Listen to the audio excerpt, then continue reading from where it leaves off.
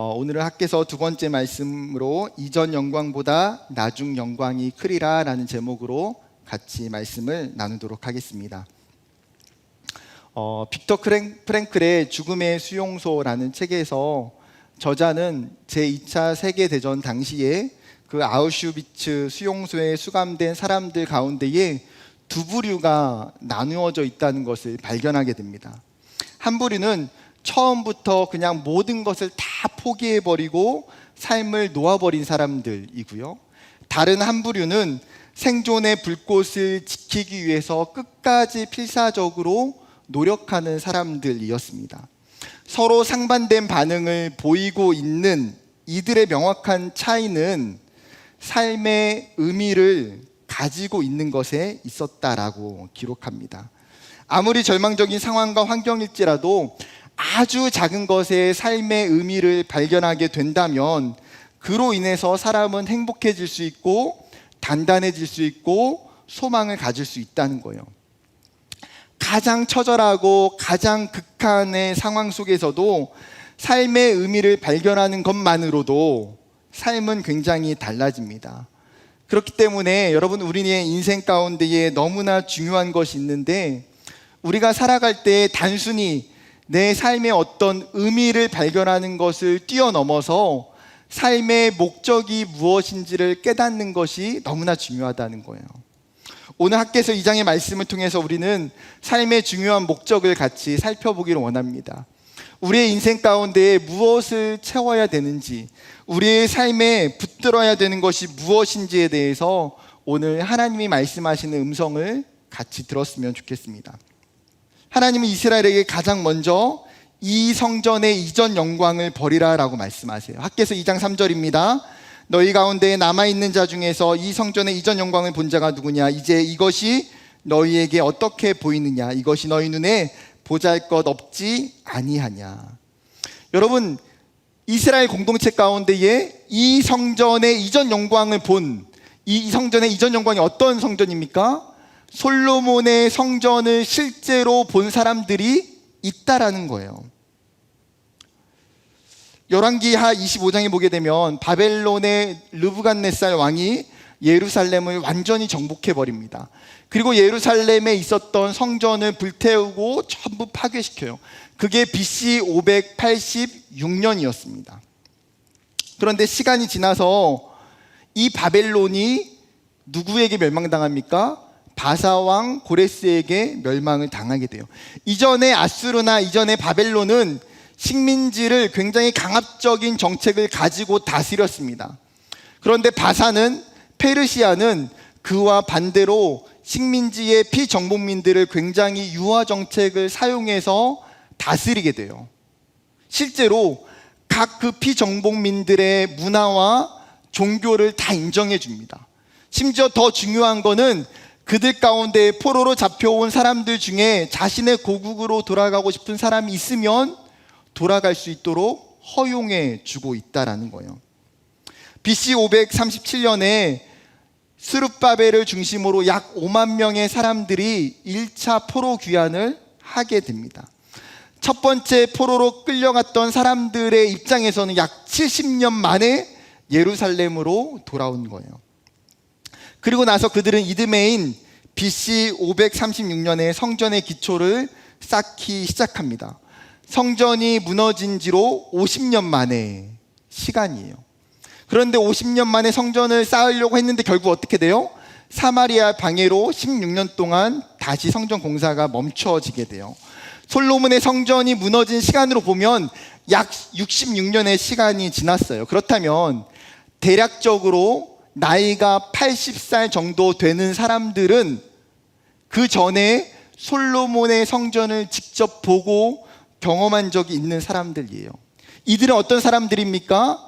이스라엘 공동체의 원로들이고 족장들이에요. 포로 귀환 공동체의 영적인 정신적인 지주들이에요.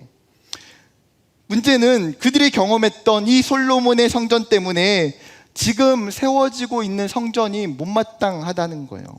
지금 세워지고 있는 성전이 너무나 초라하고 너무나 볼품없어 보여지더라는 거죠. 맞습니다. 솔로몬의 성전은 어떤 성전이에요? 레바논의 백향목으로 지어진 아름다운 성전이에요. 수많은 금은 보석으로 장식된 가장 화려하고 아름다운 성전이 솔로몬의 성전이에요. 그의 반면에 지금 짓고 있는 스룹밥의 성전은 굉장히 평범하고 저렴한 나무들로 단초롭게 지어지고 있었어요. 솔로몬의 성전은 그 어떤 것과도 비교 불가한 건축물이었습니다. 그런데 그 솔로몬의 성전과 지금의 성전을 비교하면 어떤 마음이 생길까요? 새 성전을 짓는 것에 대한 기대하는 마음을 가질 수가 없어요. 오히려 계속해서 그 마음 가운데에는 아쉬움과 불평이 쌓일 수밖에 없는 거예요. 실제로 에스라 3장 12절을 보게 되면 이렇게 이야기합니다. 제사장들과 레위 사람들과 나이 많은 족장들은 첫 성전을 보았으므로 이제 이 성전의 기초가 놓임을 보고 대성통곡하였으나 여러 사람은 기쁨으로 크게 함성을 지르니.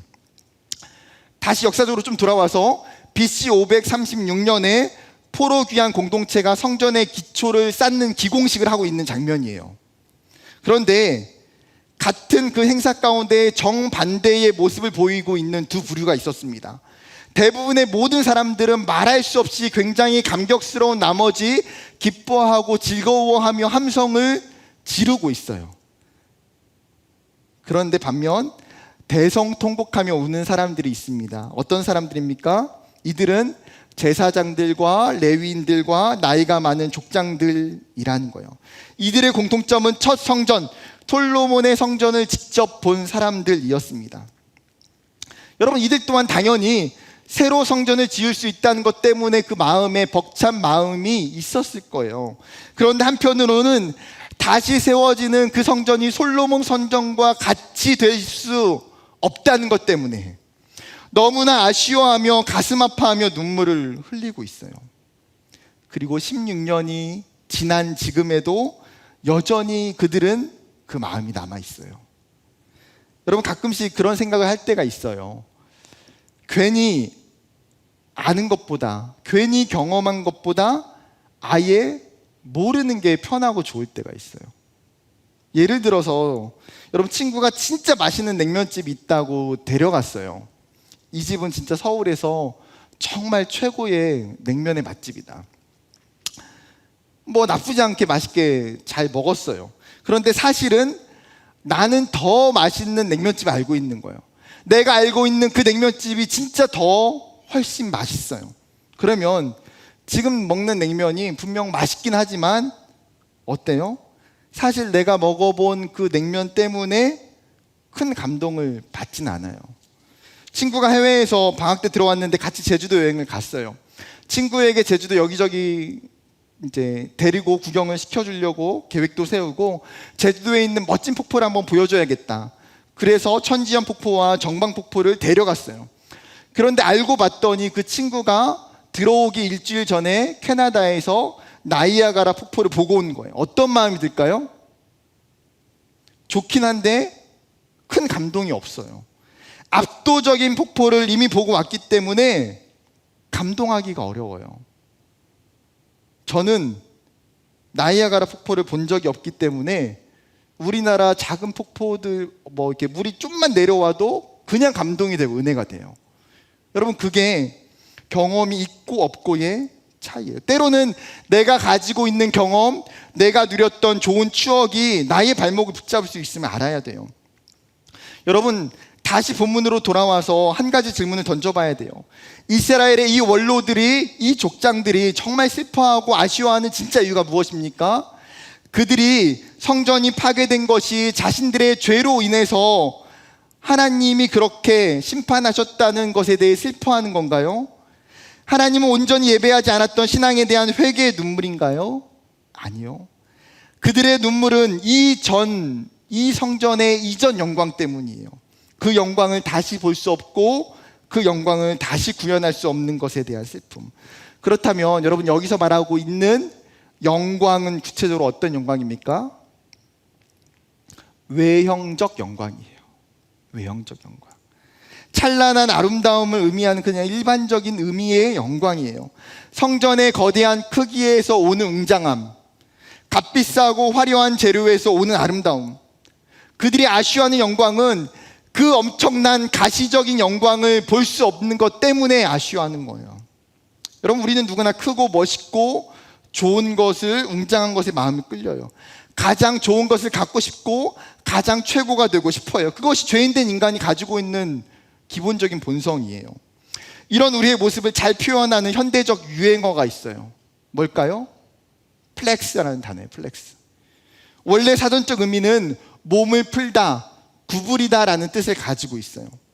이 플렉스는 미국의 힙합 문화에서 래퍼들이 자신의 부나 귀중품을 뽐내는 모습에서 유래되었어요. 그런데 이제는 오히려 어떻습니까? 과시하다, 뽐내다 라는 뜻으로 더 많이 의미가 사용돼요. 사람들은 자신의 성공을, 자신의 부를, 자신의 물질을 플렉스하고 싶어 해요. 더 많이 사람들에게 과시하고 싶어 하고 더 드러내고 싶어 해요. 이런 플렉스가 외향적 영광을 추구하고 있는 현대의 모습 아닌가요? 그런데 이것이 우리로 하여금 하나님의 뜻을, 하나님의 계획을 막을 수 있다는 사실이에요. 하나님이 그런 이스라엘 향해서 이야기하시는 것이 무엇입니까? 나는 이러한 외형적인 영광을 중요하게 여기지 않는다는 거예요. 하나님은 레바논의 백향목도 화려한 금과 은과 그 아름다운 보석으로 장식한 것들도 중요하지 않다는 거예요. 8절에 하나님이 뭐라고 말씀하십니까? 금도 내 것이요 은도 내 것이라고 이야기하세요. 이 땅을 창조하셨던 그 창조주 하나님, 온 우주 만물의 소유권이 누구에게 있어요? 하나님에게 있다는 거예요. 그 하나님은 이미 모든 것들을 가지고 계시기 때문에 굳이 그 성전에 더 많은 금이 있어도, 더 많은 보석이 있어도 중요하지 않다는 거예요. 여러분, 오늘 말씀을 통해서 하나님이 우리에게 말씀하시는 메시지는 무엇일까요? 외형적인 영광을 통해서 하나님께 영광을 올려드려야 한다는 속임수에 빠지지 말라는 거예요. 외형적인 영광을 통해 내가 하나님께 영광을 돌려야 된다는 것, 이것이 잘못된 속임수라는 거죠. 한때 한국교회는 이 속임수에 굉장히 많이 빠졌어요. 많은 한국교회 목회자들이 고지론을 선포했습니다. 여러분, 고지론이 뭔가요? 전쟁에서 가장 높은 고지를 점령해야 그 전쟁에서 승리하고 그 땅을 장악할 수 있다는 논리예요. 그렇기 때문에 그리스도인들이 세상을 변화시키기 위해서는 더 많은 능력과 실력과 지혜를 갖춰서 세상 속에서 고지를 정복하는 것이 우선이라는 거예요. 좋은 직장과 좋은 대학과 높은 자리에 승진하고 많은 사람들에게 영향력을 끼칠 수 있는 자리에 올라가는 것, 이러한 고지론에 정말 많은 청년들이 열광했고 어떤 부분에서는 긍정적인 동기부여가 되었어요. 고지론이 가지고 있는 일정 부분의 방향과 목적까지 부정하진 않아요. 그리스도인으로 당연히 열심히 노력하고 최선을 다하고 좋은 대학과 좋은 직장에 취업해서 많은 사람들에게 영향력을 끼치는 것이 하나님의 계획이고 하나님의 뜻일 수도 있어요. 핵심은 무엇입니까? 고지론 이꼴 하나님의 영광이라는 잘못된 도식이 한국교회의 정말 많은 청년들의 머릿속에, 신앙의 가치관 속에 심어져 있다라는 거예요. 그게 문제가 되는 거 아닙니까? 어떤 좋은 결과를 내야 되고 대단한 업적을 통해서만 하나님께 영광을 드릴 수 있다라고 착각하게 만들어요. 세상에서 성공하고 부자가 되고 좋은 집과 좋은 차를 소유하는 것이 신앙적으로 성공한 것이고 내 믿음의 결과이고 하나님께 영광이라는 오해를 가지고 있어요. 청년의 때에 저는 그런 생각이 많았어요. 여러분의 마음속에도, 여러분의 생각 속에도 일정 부분 그런 마음들이 있는 것 아닙니까? 그러면 반대로 여러분 유명한 대학에 진학하지 못하거나 대기업이나 좋은 직장에 다니지 못하거나 사람을 다스리는 위치에 앉지 않거나 물질이 부유하지 않으면 하나님께 영광을 돌리지 못하는 건가요? 사랑하는 청년 여러분, 혹시나 여러분 안에 외형적 영광을 통해서 하나님께 영광 돌릴 수 있고 그로 인해서 하나님께 사랑을 받을 수 있다고 생각한다면 그 생각과 마음을 먼저 내려놓길 원해요. 우리의 삶의 결과와 모습이 하나님을 드러나게 하고 하나님을 전하는 일에 유용한 도구는 될 수 있어요. 그러나 그 어떤 외형적 영광 자체가 하나님의 영광이 될 수는 없어요. 여러분, 이 사실이 바르게 세워질 때에 비교하지 않게 돼요. 다른 사람이 가지고 있는 삶의 결과와 내 삶을 비교하지 않게 돼요. 또 신앙이라는 핑계를 대고 내 개인적 야망을 이루기 위해서 열심을 내고 그로 인해서 믿음을 버리는 어리석은 행동을 범하지 않게 돼요. 하나님이 이 잘못된 생각에 빠져있는 이스라엘에게 4절에 이렇게 말씀하세요. 스스로 굳세게 할지어다. 스룹바벨에게, 대제사장 여호수아에게, 모든 백성들에게 하나님은 반복해서 뭐라고 말씀하십니까? 스스로 굳세게 할지어다. 하나님이 이야기하시는 거예요. 뭐예요? 너희의 마음과 너희의 그 낙심된 중심을 단단히 붙잡으라는 거예요. 눈에 보여지는 것을 낙심할 필요가 없다고 강력히 도전하세요. 사랑하는 여러분, 여러분의 마음의 중심을 굳세게 지키기를 소망합니다. 성공이 영광이고 최고가 되는 것이 영광이라는 수많은 세상의 거짓된 메시지 가운데에 흔들리지 말고 하나님의 관점 속에서 중심을 세우는 저와 여러분이 되기를 주님의 이름으로 축복합니다. 다시 성경으로 돌아와서 하나님은 이스라엘이 흔들리지 않도록 그들을 고정시키는 로프를 묶어주고 계세요. 4절 하반절에 뭐라고 말씀하십니까? 내가 너희와 함께 하노라. 이미 1장 13절에도 분명히 이스라엘 백성들에게 하나님이 말씀을 하셨어요. 어떻게 보면 여러분, 가장 기본적이고 가장 당연할 수 있는 이 말씀을 왜 거듭 하나님이 하고 계실까요? 포로귀한 공동체에게 가장 큰 약점이 있다면 하나님과 동행함에 대한 신뢰가 약하다는 거예요. 여러분, 포로귀한 공동체 입장이 돼서 한번 생각을 해보세요. 남유다가 바벨론의 공격으로 멸망하면서 그들은 엄청난 충격에 빠졌습니다. 그들의 멸망은 거듭된 우상숭배와 죄악들과 하나님을 떠난 자신들의 잘못이에요. 그럼에도 불구하고 남유다 공동체 가운데에 굉장한 자부심과 교만함들이 있었던 것이 무엇입니까? 우리는 하나님이 선택하신 백성, 선민의식이라는 거예요. 그렇기 때문에 어떤 이방 나라가 우리를 공격해 올지라도 하나님 우리를 지키시고 보호하실 것이다. 그들은 자신들의 두 눈으로 사마리아가, 북이스라엘이 하나님을 떠날 때에 하나님이 아수르를 통해서 친히 그들을 멸망하신다는 것을 보았음에도 불구하고 자신들은 그렇게 되지 않을 거라고 착각했어요. 그들에게 가지고 있는 것은 믿음이 아니라 그릇된 맹신이에요. 근데 결국 어떻게 됩니까? 그 그릇된 맹신이 바벨론에 의해 깨지게 돼요. 그들은 바벨론의 포로로 다 잡혀갑니다. 이방 나라 가운데에 포로로, 노예로 살게 되면서 들게 되는 생각과 마음은 무엇일까요? 하나님의 부재예요. 이방 땅에서 하나님을 예배하고 하나님을 경험하는 것이 너무나 힘들어요. 그 이방 땅에서 여전히 하나님이 우리와 함께 하시는 것을 느끼는 것이 너무나 어려워요.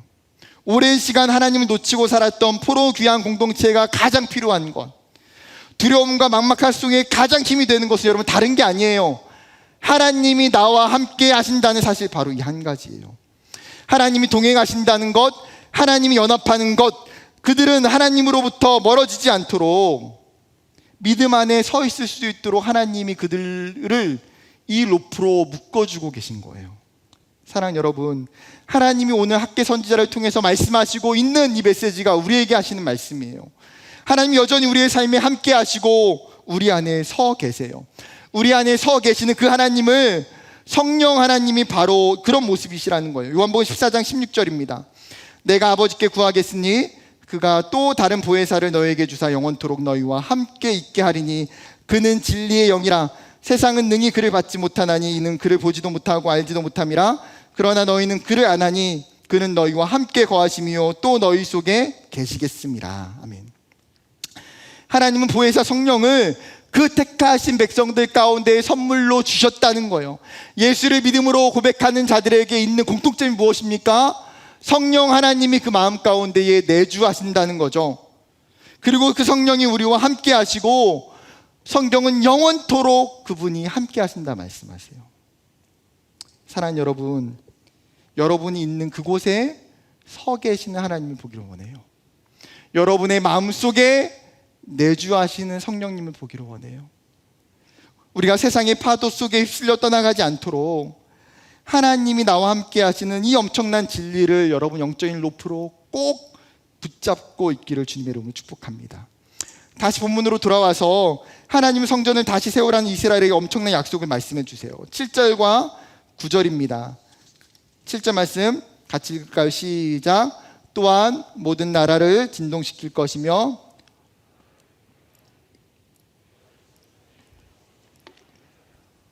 만군의 여호와의 말이니라. 9절. 이 성전의 나중 영광이 이전 영광보다 크리라. 만군의 여호와의 말이니라. 내가 이곳에 평강을 주리라. 만군의 여호와의 말이니라. 다시 한번 중요한 단어가 반복되고 있어요. 뭡니까? 영광이라는 단어예요. 3절에서 보았던 영광과 전혀 다른 의미의 영광이에요. 그러면 여기서 말하는 영광은 무엇입니까? 영광은 히브리어로 카보드라는 단어예요. 카보드의 원래 뜻은 무게, 무거움이라는 의미를 가지고 있어요. 여러분, 고대 사회에서 금이나 쇠 같은 무거운 것들이 가치가 높았기 때문에 가치로움을 표현하는 의미로 카보드라는 단어를 영광으로 묘사하고 있는 거죠. 즉, 하나님의 가치, 하나님의 위엄은 여러분 세상의 그 어떤 것과도 비교할 수 없는 무게감이 있다라는 거예요. 세상에 가장 영광스러운 분은 오직 여호와 하나님 한 분이에요. 보통 하나님의 영광이라는 것은 하나님의 거룩하심이 외적으로 표출되는 것을 이야기해요. 그 하나님의 절대적인 거룩이 하나님 이 피조 세계 가운데에 찬란하게 나타나게 될 때에 우리는 하나님의 그 권능과 하나님의 그 신성이 어떤 초자연적인 상태나 물리적인 현상으로 보게 되는 것을 하나님의 영광이라고 이야기해요. 성경에서 이 하나님의 영광을 이야기하는 구절들이 굉장히 많아요. 몇 가지만 간단하게 보면 출애굽기 24장에 보게 되면 여호와의 영광이 신의 산에 머무르고 구름이 여섯 동안 산을 가리더니 일곱째 날에 여호와께서 구름 가운데 모세를 부르시니라. 출애굽한 이스라엘 백성들이 십계명과 율법을 받기 위해서 신의 산 앞에 호렙산에 나아갔어요. 모세가 이미 하나님 앞에 호렙산 위에 올라갔어요. 하나님이 계시는 그곳 가운데 무엇이 보입니까? 하나님의 영광이 신의 산 위에 머물렀다라는 거예요. 구름 가운데에 그 영광이 나타나요. 출애굽기 40장에 보게 되면 구름이 회막에 덮이고 여호와의 영광이 성막에 충만하더라. 출애굽기 40장은 이스라엘 백성들이 하나님이 말씀하신 대로 회막과 성막을 다 지은 후에 마지막 장면이에요. 성막을 다 지으니까 어떻게 됩니까? 하나님의 그룹이 그 성막의 영광에 충만해진다라는 거예요. 하나님이 그 성막 가운데에 임재하시니까, 하나님이 그 성막 가운데에 들어가시니까 하나님의 영광이 그곳 가운데 나타나는 거죠. 열왕기상 8장의 말씀은 솔로몬이 성전을 다 짓고 났을 때의 사건이에요. 8장 10절 11절 제사장이 성수에서 나올 때에 구름이 여호와의 성전에 가득하며 제사장이 그 구름으로 말미암아 능히 서서 섬기지 못하였으니 이는 여호와의 영광이 여호와의 성전에 가득함이더라. 성전이 다 짓고 나자 구름이 가득히 가라앉게 돼요.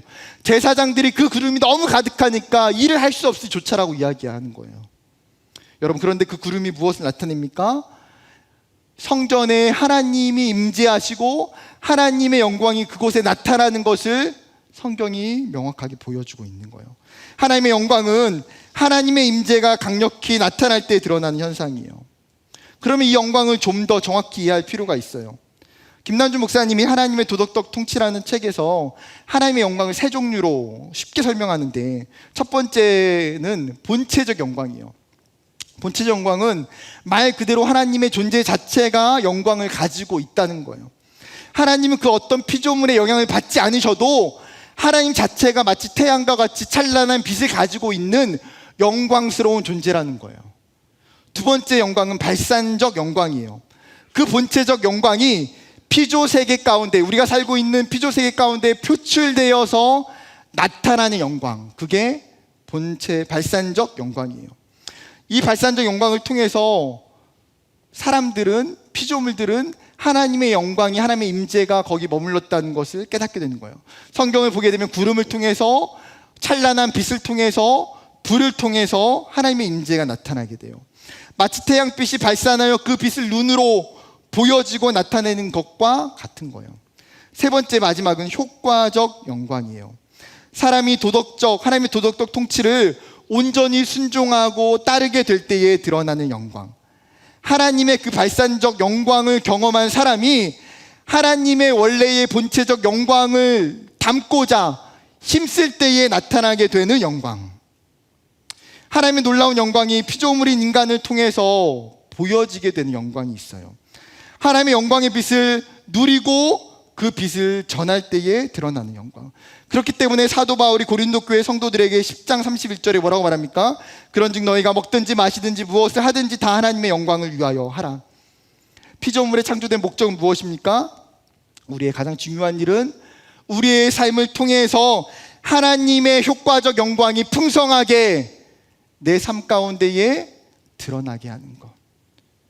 그러면 다시 본문으로 돌아와서 하나님을 떠나 우상을 숭배했고 죄악 가운데 살았던 남유다에게 하나님의 그 임재, 하나님의 그 거룩하신 영광이 떠났어요. 그런데 하나님께서 성전을 통해서 약속하고 있는 가장 중요한 게 뭐예요? 나의 영광이 이 성전에 다시 충만하게 하시겠다는 거예요. 이전 영광보다 나중 영광이 더 클 정도로 임하겠다는 거죠. 하나님의 임재와 하나님의 권능이 강력하게 부어주시겠다. 여러분, 외형적으로 보면 솔로몬의 그 성전보다 말 그대로 정말 볼품없고 초라한 성전이지만 하나님은 그 외형적 조건 때문에 하나님의 영광을 채우시는 분이 아니라는 거예요. 나는 그 어떠한 초라함이어도, 나는 그 어떠한 연약함이어도, 난 그 어떠한 작음일지라도 나의 영광을 더 충만하게 채울 수 있다. 하나님께서 지금 새롭게 세우시는 이 성전에, 그리고 무너졌던 포로 공동체 가운데 다시 하나님의 영광을 충만하게 하시겠다고 말씀하세요. 여러분, 이 약속을 들은 이스라엘 사람들의 마음이 어떨까요? 이보다 더 강력한 보증, 이보다 더 강력한 약속은 없어요. 우리가 세우는 성전에 하나님의 영광이, 하나님의 임재가 훨씬 더 크고 압도적일 거라는 그 말씀에 그들은 가지고 있던 모든 염려를 다 떨치게 돼요. 그들의 마음 말할 수 없이 흥분되고 기쁘고 감격스럽지 않았을까요? 사랑하는 청년 여러분, 가장 복된 인생이 어떤 사람일까요? 여러분, 우리가 정말 살아갈 때에 나중에 가장 성공하는 인생은 어떤 사람일까요? 하나님의 영광이 그 삶에 가득한 사람 아닌가요? 하나님의 신적인 성품과 그 통치가 그 인생 가운데에 온전히 드러나고 반영되어져서 내 삶이 하나님과 동행하고 내 삶의 그 걸음걸음들을 통해서 하나님의 영광이 드러나는 사람. 여러분, 이 사람이 진짜 멋진 사람이고 이 사람이 성공하는 사람 아닌가요? 우리가 예수를 믿으면서 정말 사모하고 추구해야 되는 모습이 이것이에요. 하나님의 영광이 내 삶을 덮는 것, 하나님의 영광이 내 삶에 충만한 것. 그렇다면 여러분, 마지막으로 내 삶에 하나님의 영광이 충만하기 위해서 무엇이 필요합니까? 하나님의 영광을 내가 경험하는 게 필요해요. 내 삶에 하나님의 영광과 마주하고 채우는 일, 내 하나님의 그 임재하심을 누리는 것, 이 영광을 충만하게 채울 수 있는 것은요, 다른 것이 아니라 예수 그리스도를 통해서 이루어지는 일이에요. 히브리서 1장 3절은 이는 하나님의 영광의 광채시요 그 본체의 형상이시라 그의 능력의 말씀으로 만물을 붙드시며 죄를 정결하게 하시는 일을 하시고 높은 곳에 계신 지극히 크신 이의 우편에 앉으셨느니라. 여러분, 히브리서 기자가 뭐라고 말합니까?